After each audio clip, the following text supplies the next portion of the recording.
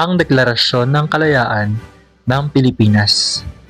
Isang mahalaga at makasaysayang pangyayari. Noong ika-12 ng Hunyo taong 1898, idineklara ng Pilipinas ang kasarinlan mula sa mahigit 300 taong pananakop ng Espanya. Ito ay ginanap sa Kawit, Cavite sa tahanan ni General Emilio Aguinaldo, ang naging unang Pangulo ng Pilipinas. Bakit ito mahalaga? Ang Deklarasyon ng Kalayaan ay nagsilbing simbolo ng paglaya ng mga Pilipino mula sa dayuhang pamumuno. Ito rin ay naging simula ng pagtatayo ng isang malayang pamahalaan ng mga Pilipino ayon sa kanilang kagustuhan, mga mahahalagang pangyayari.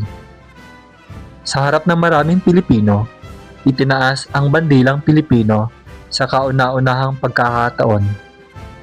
Unang pinatugtog ang Lupang Hinirang na noon ay isang instrumental na komposisyon ni Julian Felipe.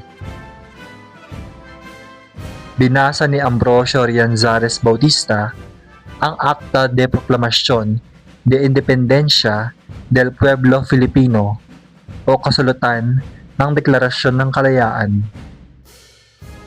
Ano ang laman ng deklarasyon? Nakasaad dito ang mga dahilan kung bakit nais ng Pilipinas na humiwalay sa Espanya. Ipiniliwanag din dito ang mga paghihirap ng mga Pilipino sa ilalim ng pananakop at ang kanilang pagsusumikap na makamit ang kalayaan. Ang katotohanan dapat tandaan, paggamat idineklara na ang kalayaan noong 1898, hindi ito kinilala ng mga dayuhang bansa, lalo ng Estados Unidos, na sumunod na nanakop sa Pilipinas. Gayunpaman, nanatili itong isang makasaysayang araw para sa bansa. Pangwakas na kaisipan.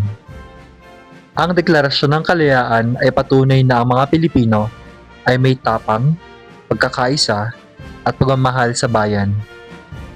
Ito ay dapat ipagdiwang hindi lang tuwing June 12, kundi araw-araw, sa pamamagitan ng pagiging mabuting mamamayan. Maraming salamat po sa panonood. Huwag kalilimutang i-like ang video at mag-subscribe sa ating YouTube channel. Thank you!